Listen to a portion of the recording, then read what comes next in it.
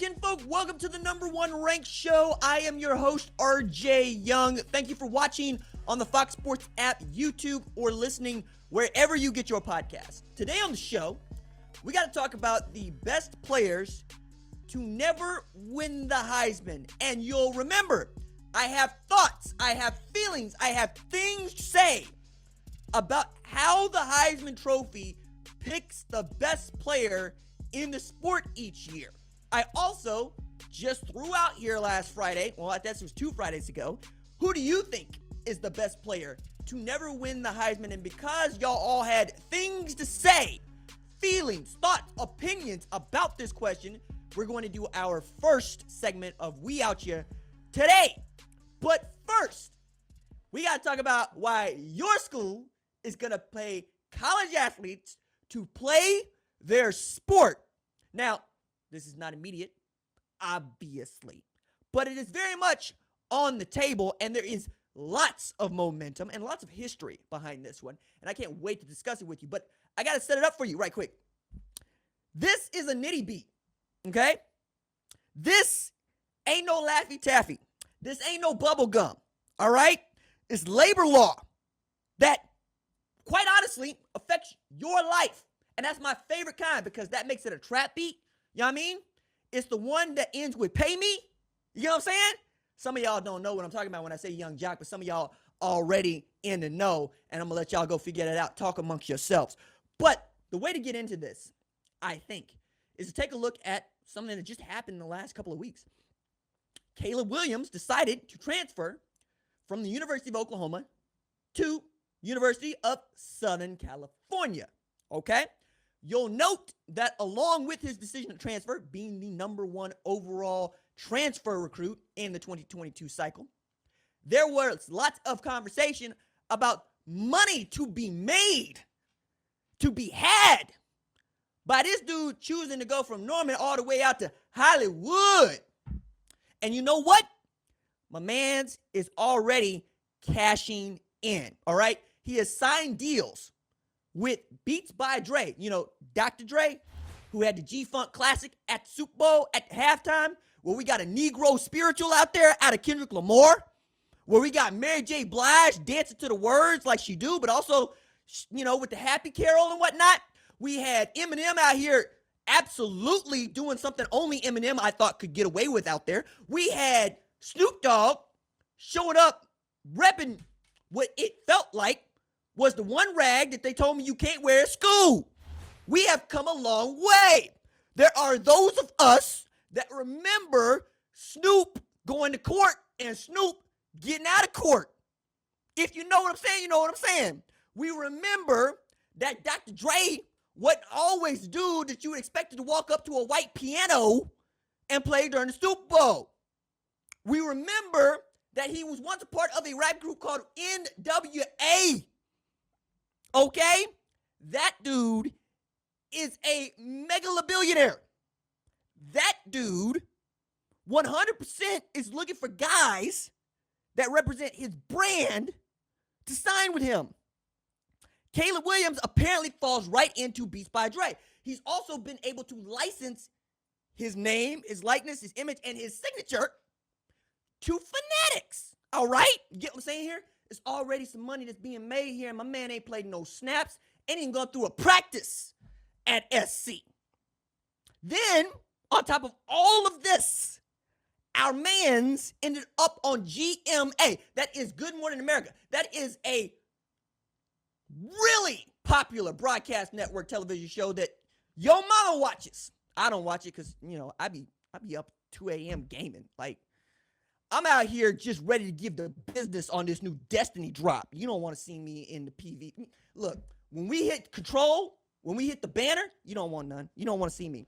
What I'm saying here is, if it sounds like the way that Caleb Williams was being traipsed around feels a lot like perhaps the way that Aaron Donald is going to be traipsed around, carrying around the Super Bowl trophy, the Lombardi trophy, that's because it is.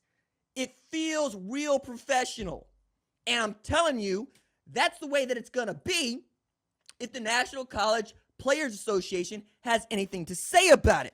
And that's where this gets really interesting. All right, so last Monday, the NCPA filed a complaint with the National Labor Relations Board claiming that college athletes, naming USC, UCLA, and Pac-12 Conference, were employers that are restricting the rights of their employees, read college athletes, and those employees have rights to compensation. That is financial compensation. That is moolah, okay?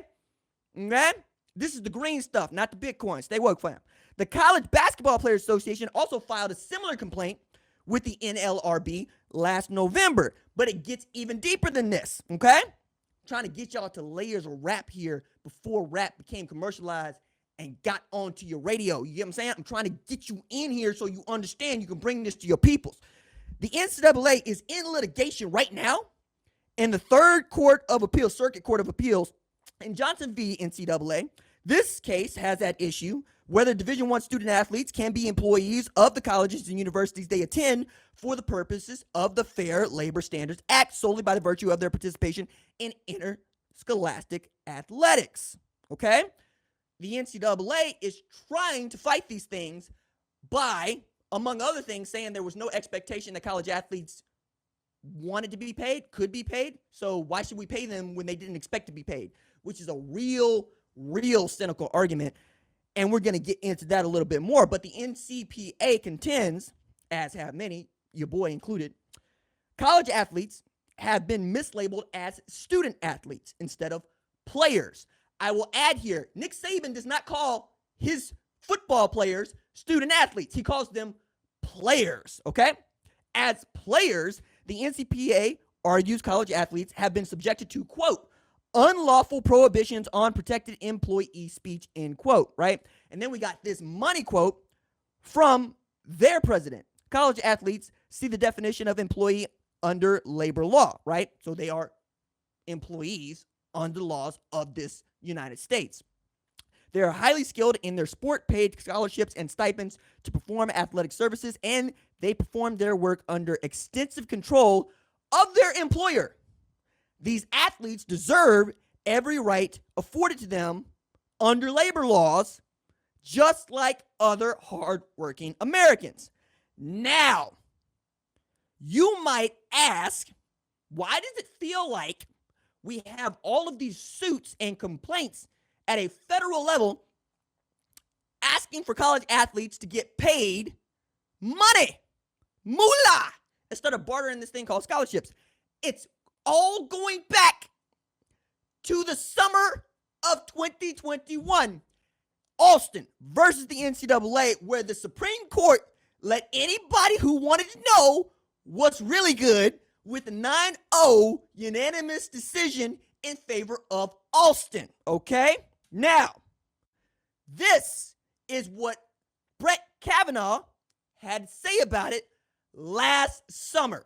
NIL is what most contemporary athletes stand to gain the most money from and where most of their focus will be, okay? However, Justice Brett Kavanaugh left open a door for a legal challenge at a later date that will likely overturn the NCAA's rules against schools paying players directly. In the court's 9-0 decision for the players in Austin versus the NCAA, Kavanaugh wrote, quote, to be sure, the NCAA and its member colleges maintain important traditions that have become part of the fabric of America. Game days in Tuscaloosa and South Bend, the packed gyms in Storrs and Durham, the women's and men's lacrosse championships on Memorial Day weekend, track and field meets in Eugene, the spring softball and baseball World Series in Oklahoma City and Omaha. The list goes on. But those traditions alone cannot justify the NCAA's decision to build a massive money-raising enterprise on the backs of student athletes who are not fairly compensated. Nowhere else in America can businesses get away with agreeing not to pay their workers a fair market rate on the theory that their product is defined by not paying their workers a fair market rate. And under ordinary principles of antitrust law, it is not evident why college sports should be any different. The NCAA is not above the law, end quote. And nor should it be. If it feels like Brett Kavanaugh is saying what I have been telling you for 4 friggin' years, it's because he is. I'm going to go ahead and just say that black man on the screen right there is very attractive, and I want to get like him when I grow up. I also want you to get like Brett Kavanaugh, okay? Like, let's go back through this, okay? Because there's some things that I also want to outline here. It's not just that Kavanaugh said they aren't above the law. It's that, well, the majority opinion, the one that actually matters, by Justice Gorsuch, says something similar. And we'll get to that. But I thought that it was important to remind you that legal folks looked at this opinion and said, oh, the Supreme Court is saying, hey, if y'all want to challenge the cartel that is the NCAA, we will listen, because we have taken a look at this and we're going, this doesn't seem legal, all right? And this is exactly what the NLRB decided to do. Their general counsel, Jennifer Abruzzo, actually published a memo September 29th basically saying as much, right? In it, she notes that Kavanaugh suggested engaging in collective bargaining, but also, quote, that it fully supported the conclusion that certain players at academic institutions are statutory employees who have the right to act collectively to improve their terms and conditions of employment.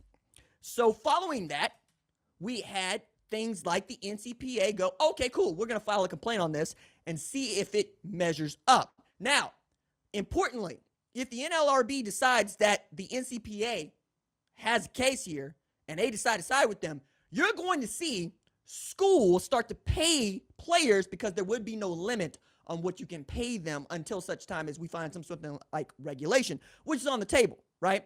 One of the things that Kavanaugh suggested was you could have Congress get involved, you could have collective bargaining, or you could have something else in the middle. But for collective bargaining to go on, you need a union, right? We're going to get to that here in a second. But I'm interested in this idea of antitrust because that is what the NCAA was arguing for, immunity from antitrust laws. And those of y'all that are sports labor historians, amateur as you might be, kind of like me, will remember 1969, Curt Flood decided to sue Major League Baseball over the reserve clause, okay? Now, I'm going to give you a little bit of history, but you understand where I'm going with this. The reserve clause had been a part of baseball since 1879 when Flood first filed suit in 1969. 1969, Major League Baseball allowed clubs to reserve 40 players, making them unable to sign with other teams for the entirety of their lives. Okay. The reserve clause gave clubs the right to renew a player's contract annually, foregoing any bidding process. Furthermore, under the reserve clause, a club could actually renew a player's contract for the next season without bidding at an 80% of the 100% they were paid last year. So you could get a 20% reduction in pay just because they felt like it. Okay? If this sounds a lot like professional indentured servitude, that's because it is. As a matter of fact, Curt Flood made national news when he equated the reserve clause to slavery. Okay? And there's 13th Amendment undertones here, right? Which, among other things, prevents slavery, but also we have the right to enter into a contract and we have the right to negotiate with other people for our services. This is what Flood v. Kuhn, Major League Baseball commissioner at the time, Bowie Kuhn, named in the case, was about. Okay, so for 50 years, right, we have been saying, hey, reserve clause bad. But at the time, a lot of people believed that the reserve clause was necessary for Major League Baseball to exist. Let me say this again. Washington Post did a poll, okay, asking Americans, how many of y'all believe that the reserve clause is necessary for us to have organized baseball? 69% of Americans believed indentured servitude was necessary to play professional baseball. When we stupid, we real stupid, okay? Now, we have had 50 plus years of free agency. We've seen Major League Baseball salaries go from annually about $22,000 a year in 1972 to Mike Trout made $37.1 million to hit a baseball and to catch a baseball in 2021. Okay? By 1985, the average salary for a Major League Baseball player had gone from $22,000 in 72 to $241,000. Okay? We had players that were still stupid about it too. As a matter of fact, during the 1972 strike, the first one by a players' union of any kind at the major sports level, Pete Rose decided he was going to give buck about the strike lasted for 13 days, okay? Saying, the strike cost me not only 200 hits, he had 198, didn't play the full 156 because shortened season, but also said he lost $7,000 because he didn't play in those 13 days. Okay, when that man became a free agent, he signed a 4-year contract worth $3.75 million after making 107 in 72. And he was like, man, I was stupid then. When he played his last season, player manager, in baseball, he made $1 million. He has been an ardent supporter of labor versus management ever since. Those of you that believe that college football, let alone college sports, will somehow flounder because, my goodness, adults are getting paid their worth to play a game are wrong. We have actual training wheels for this. You know what it's called? It's called the transfer portal and Caleb Williams. We had a bunch of dudes enter the transfer portal. We haven't had a bunch of dudes come out, okay? You want to regulate that? Fine. Also, while you're at it, you want to regulate how much coaches get paid? You can't because it is unlawful. It is illegal. Just like the NCAA claiming that it has immunity from antitrust laws. You know the last major sports association to get immunity for antitrust laws? The friggin' Major League Baseball. That's what. And we all agreed, hey, that's bad. Now, the Supreme Court, I believe, is extra sensitive on the NCAA issue, not just because of all the reasons I laid out, but because the Supreme Court botched the reserve clause twice, all right? First in 1922, and again in 1953, and again when it came up, 1970, basically relying on precedent, right? This concept called stare decisis, where you just let the precedent stand. You cannot leave in place a bad rule. You can't, right? You have to overturn it. And because the Supreme Court made law, everybody's real skittish about them making law again because that's supposed to be Congress's job. But Congress never actually wanted to do much about baseball, or at least when we had those pieces of legislation that were pushed through, nobody wanted to vote, hey, look, we need to change this up, okay? Everybody wanted to leave baseball alone because they thought they would be the person blamed for making baseball crumble. Just like you have people that are claiming that I, among other folks, would be the reason that college football, in particular, crumbles. Now, I understand there are those of y'all that are like, hey, RJ, what happens to your non-revenue generating sports? They still play because this is a free market society, or at least it's supposed to be, and capitalism rules. If you want to pay women's basketball players, you will go to women's basketball games, okay?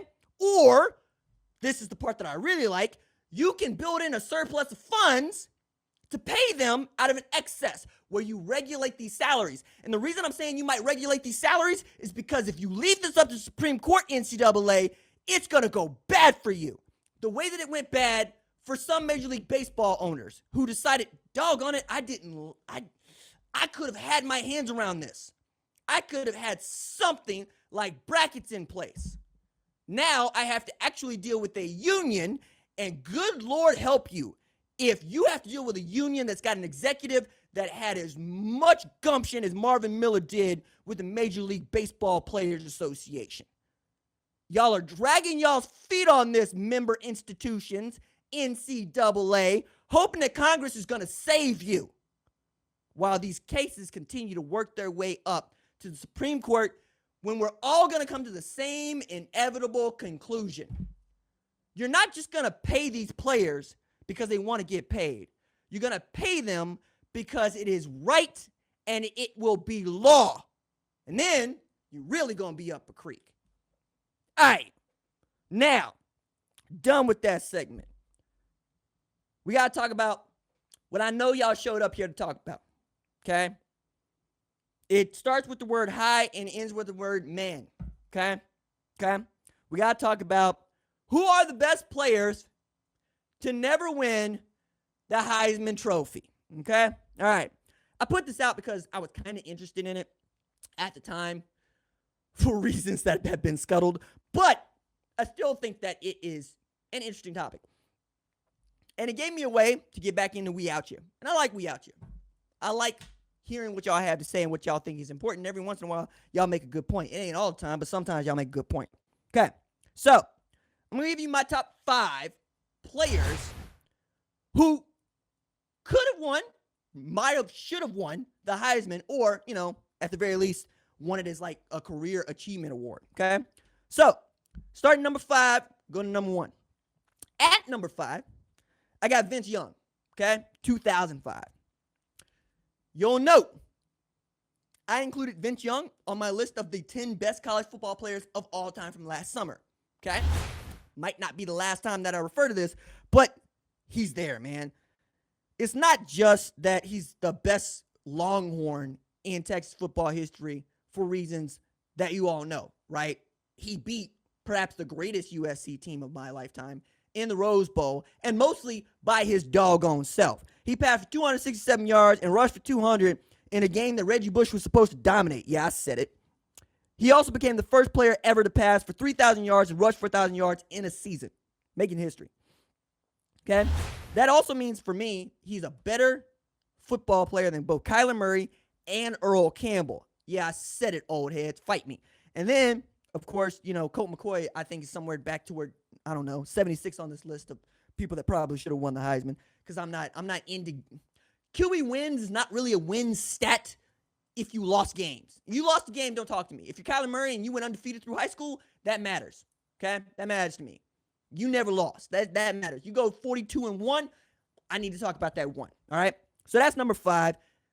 Also, just Texas hasn't won a national championship since. Hadn't won a national championship 35 years. That counts for something because, frankly, Clemson has doubled up Texas, which we'll talk about here in a minute. Number 4 on the list, I got Andrew Luck, particularly that 2011 season. Not the 2010 season because that's Cam Newton. Ain't nothing you can do about that, Andrew. I'm sorry about you. That's the greatest college football player of all time. But in 2011, that dude was operating on something different, right? Now, this bore out in his NFL career, but it bears saying. He called his own plays as a senior. Again, no offense coordinator. Him going through a playbook of 250 plays for the entirety of the season. What is most remarkable about that is that his player selection was outstanding. Stanford led the entire FBS in the least amount of negative plays from the offense. He had them in good plays more than other professional offensive coordinators did in 2011. Also added this. Cardinal went 11-1 that year. They were ranked number 4 going into their BCS championship game. That was the second BCS game that they'd played in 2 years. He threw 26 of his 37 TDs in the red zone without a single interception, the only quarterback that could say so in 2011. And yeah, passed for 3,500 yards, 71% completion percentage, and a near 4-to-1 TD to INT ratio. He just happened to come up against RG3 in a year in which RG3 was on another level, right? There's a reason why that dude ended up on the cover of NCAA and Andrew Luck did not. Okay. At number 3 on the list, remember I said we are going to mention Clemson? This is the part where we mention Clemson. Trevor Lawrence, okay? The thing about Trevor Lawrence that I always think is most interesting is he's able to do all of this and nobody's ever looking at him, okay?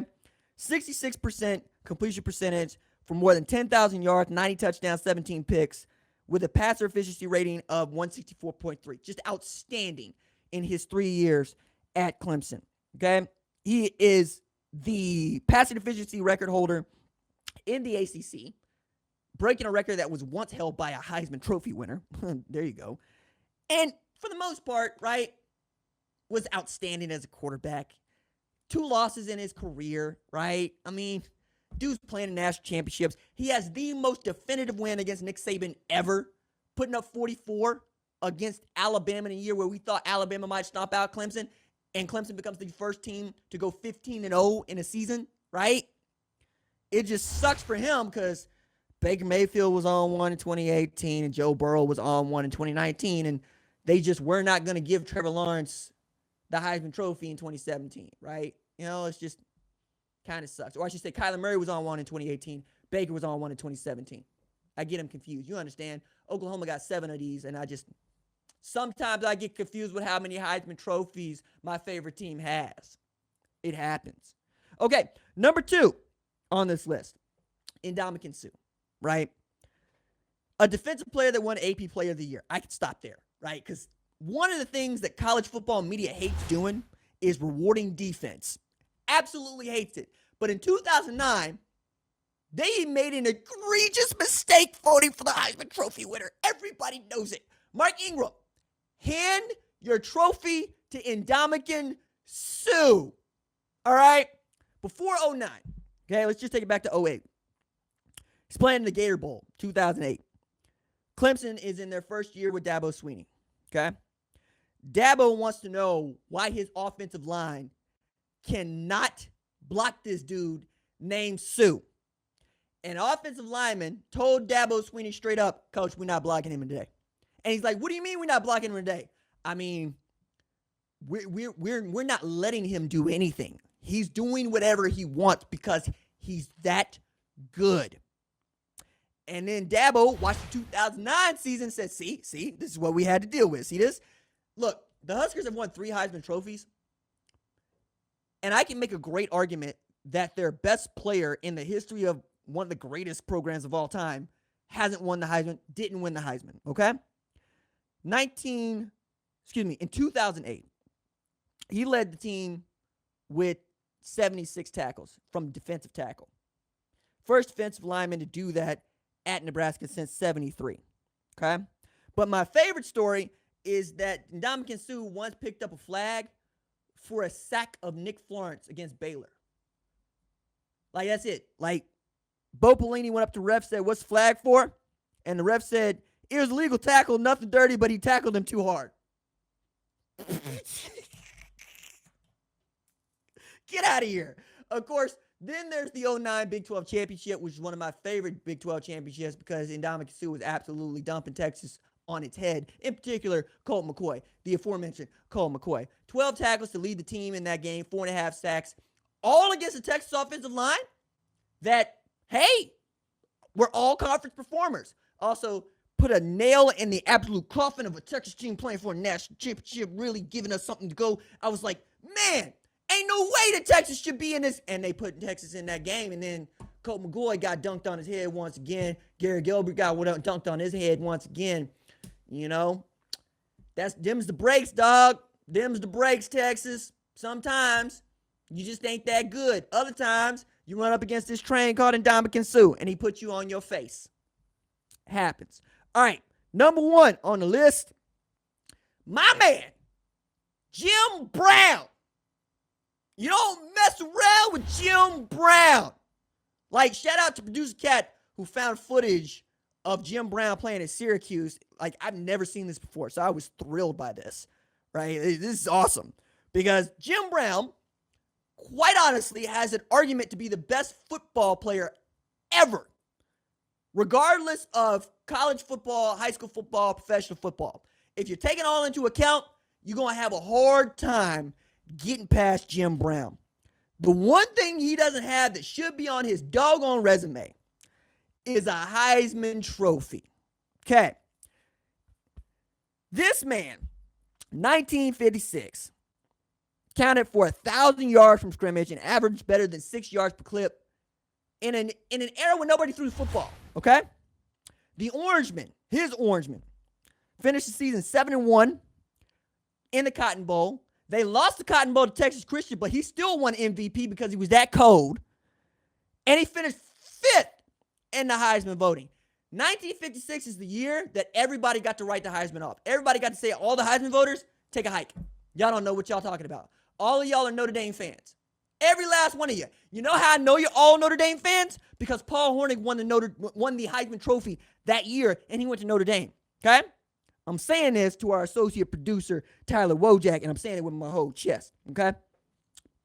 The man voters gave the Heisman Trophy to in 1956 threw 13 interceptions and 3 touchdowns.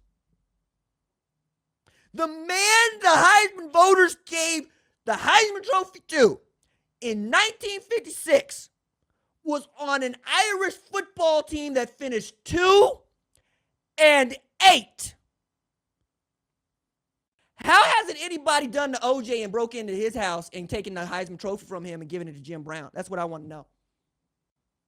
Why do y'all let this stand? Look, Paul Hornung ended up being great NFL player, right? Make an argument, pretty doggone good at Notre Dame despite this 1 year. But that's Jim Brown's trophy. How does he finish 5th? Behind an offensive lineman from Oklahoma, I might add. 5th? Get out of here, man. Look, this is even at a time when the Heisman didn't consider HBCUs, okay? Integration is 14 years down the road. And Jim Brown showed up to Syracuse without a scholarship. Ended up being that dude. And because he was that dude, Ben Schwartwater went and got Ernie Davis, who ended up winning the Heisman Trophy. But that's also because everybody looked around at Jim Brown and said, dog, man, hopefully they don't remember this. Hopefully RJ doesn't remember this in 2022. Nah, I'm never going to forget it. Never going to forget it. And every Notre Dame fan can get it. You can get it with the Bush push. Okay? Okay? You can get it for all the years Brady Quinn was there. You owe so much. You got red in your ledger on this alone, let alone all these national championships y'all claim. I could be here all day dunking on Notre Dame, but, you know, shout out Marcus Freeman. We're going to see what it do in 2022. You know, we're gonna be there. It's a new day. It's a new day in South Bend. Ain't going to have no Paul Hornung's up there. I'm going to see to that. Shout out Chris Tyree. All right, now, I want to get to what y'all think. Who do you think should have or is the best player not to win the Heisman Trophy? Okay, so I had my thing to say. Now, want to know what you have to say. And we had a lot of responses to this question. Actually, very excited about it. Who do you think is the best player to never win the Heisman Trophy? Right? So, I asked Producer Kat to pull the best responses that she could find. She found 4. And she is joining us now to tell me, who has not seen these replies because I don't read the replies, just what you had to say. So, Producer Kat, what is the first response that you pulled? All right. There were a ton of these, but I wanted to, and also Tyler pulled these, but I wanted to include some that were ones you picked, but also a lot of ones you didn't pick. So here's the first one. It's from David Isaacson. Vince Young, and it ain't even close. That 4th and 5 run ended a 34-game win streak by the only team to have 2 Heisman winners in the same backfield. I like it. I mean, obviously, I put Vince Young on the list, but I also think it's important to point out it's not just that he had those guys in the backfield. It's also that you didn't need him because it was Vince Young who absolutely went and won the Rose Bowl for them and the national championship. And it speaks to just how great he is that many of us believe that Reggie Bush is one of the greatest college football players of all time. And we're still looking at Vince Young going, man, I wish they could have won the Heisman Trophy, or he could have won the Heisman Trophy that year. So I'm on board with that. Producer guy, what else you got? Yeah, this is one that was not included in your list, but I want to create some discussion with you. So this is from Nathan, and he says, Troy Davis, Iowa State, on an absolutely abysmal team, was the first D1 college rusher to go for 2,000 on the ground twice. Yeah. It's fair, right? It's fair in that it used to be or I shouldn't say it used to be. Every time there's been a 2,000-yard rusher, I know about it. It's really difficult to ignore because it doesn't really happen all that often. So much so that we're talking about Troy Davis in 1996, not 95, 96, rushed for 2,000 yards. But it's also, I think he's got an argument because the dude that did win it was Danny Werfel, and that Florida team was fine, but I don't remember Danny Werfel being great. I also think that it's an interesting year because Orlando Pace actually finished number 4 in the Heisman balloting in 1996. For those of you that don't know, Orlando Pace is a freaking offensive tackle. Okay? So, do you understand how dominant you have to be as an offensive tackle to finish 4th in the Heisman in 1996? It's real difficult to do, right? That is a great point. That Troy Davis, but that's a great point. That's sorry. That's what I'm. You rush for 2,000 yards on a bad football team. Orlando Pace is not just an offensive tackle, but I need to point this out. He's an offensive tackle for a dude that won the Heisman in 95, right? You're supposed to be looking at Eddie George, not Orlando Pace, and yet Orlando Pace is still that dominant. So I'm on board with Troy Davis getting this sort of recognition for that accomplishment, but it also happened to be in a year in which Orlando Pace existed. It's difficult. What do you got, all right, Cat? this next one, I hope you were expecting this one. That's all I have to say. It is from our friend Cam Marshall. Manning was clearly the best offensive player, which usually is enough to win the Heisman, but he got beat out the last week. If you weren't expecting this one, I don't know what you were thinking. Okay. All right. There's a lot to unpack here, okay? Because there's a lot of revisionist history going on with Peyton Manning in general, right? Everybody's got this extremely high approval rating because he's funny on TV, and he won a couple Super Bowls, right? One with Denver Broncos, one with the Indianapolis Colts. But we're talking about college football, we're talking about Tennessee, and we're talking about 1997 in particular. This would also mean that you want to take away Charles Woodson's Heisman, okay? That's what it sounds like to me. Charles Woodson won the Heisman playing both ways, okay? It's real difficult to do. Matter of fact, we don't talk about defensive players winning the Heisman Trophy because it's doggone near impossible. So he had to be doing something at Michigan to warrant such a thing, like win a national championship. Hey, Peyton. Anyway, other part about this that I thought was most interesting is everybody wants to bring this up without talking about Randy Moss. Because, I genuinely believe that the dude that you should be thinking about in 97 is the guy that went to Marshall and not the dude that went to Tennessee or Michigan, okay? So, I have had this conversation about Peyton Manning before, and I always go back on this. And Producer Cat, this is where I want to kind of incorporate you into this. I'm going to give you player A and player B, okay? 60% passer percentage, okay? 3,800 yards passing, 36 TDs, 11 picks. That's player A. 60%, 3,800, 36 TDs, 11 picks. Player B, right? 55%, 3,900 yards, 34 TDs, 11 INTs. Can you tell me between player A and player B which one is Peyton Manning and which one is Ryan Leaf? Can you read me player B again? I'm sorry. Sure. 55%, 3,900 passing yards, 34 TDs, 11 interceptions. Identical interceptions that cancel each other out. Is player B Manning, player A Ryan Leaf? No. Manning is A, but they're identical, I guess is my point here, right? That's the whole thing. There's not a whole lot of distance between them. Meanwhile, I'm looking at Randy Moss, who had 96 receptions, 1,800 yards, I think 26 TDs, and then in 2003, Larry Fitzgerald had 92 receptions and 1,600 yards and 12 TDs. 22 TDs, not 12. What I'm saying here is it's difficult for me to give Peyton Manning the Heisman Trophy in 97 and take it away from Charles Woodson without taking into account what Randy Moss did. Now, it is important, your man's point, he lost in the last week. So did Tua Tagovailoa in 2018 when Kyler Murray won it because Kyler Murray decided, he was going to go win that game against Texas, and Tua needed Jalen Hurts to come bail him out. It's really difficult for me to give you the best player in the sport if you aren't the dude that won the conference championship. Okay? That's Tua and Kyler. It's a similar predicament. And that's what it is with Charles Woodson. He doesn't touch the ball every play.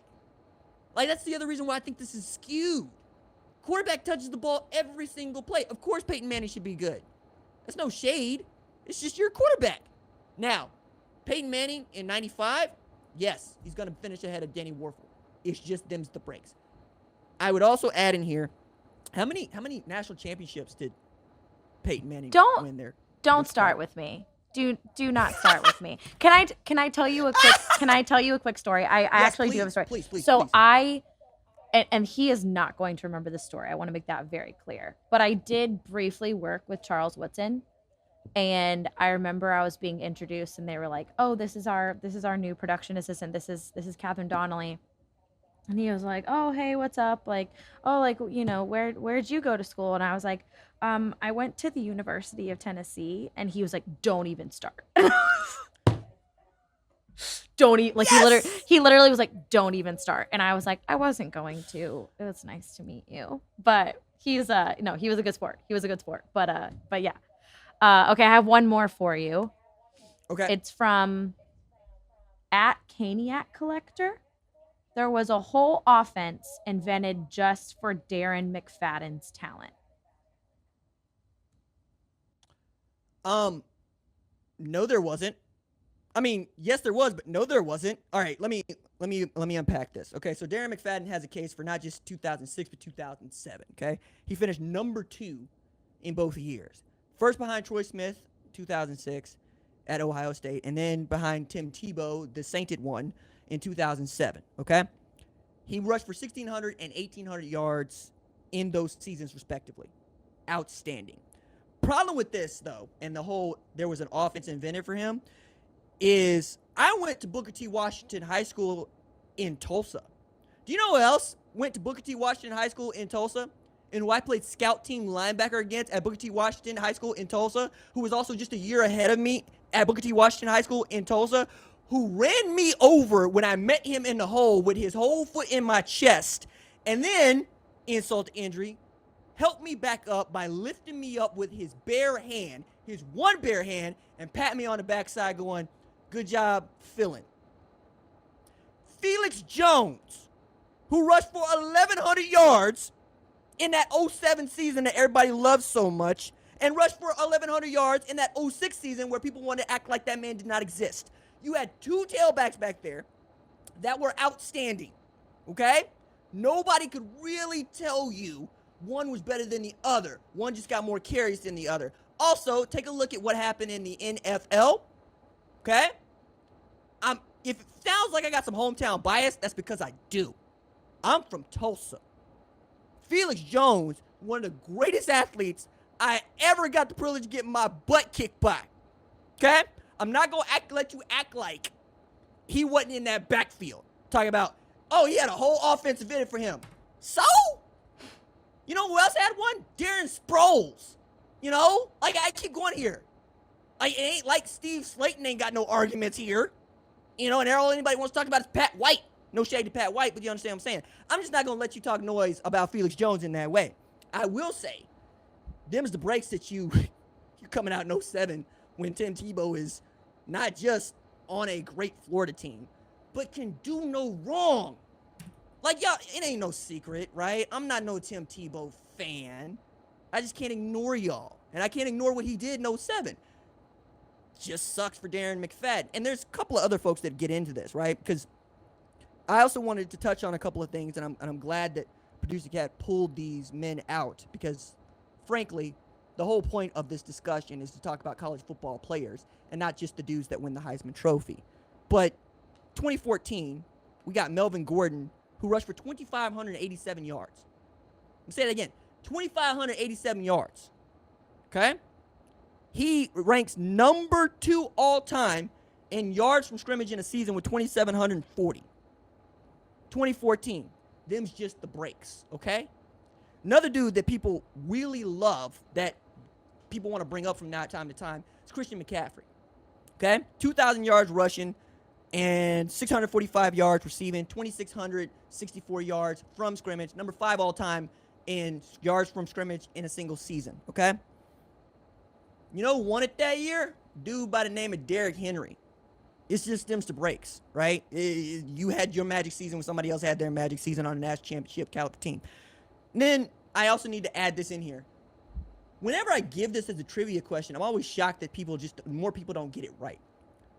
Who is the all-time record leader from yards from scrimmage in a season? A lot of people might say Christian McCaffrey.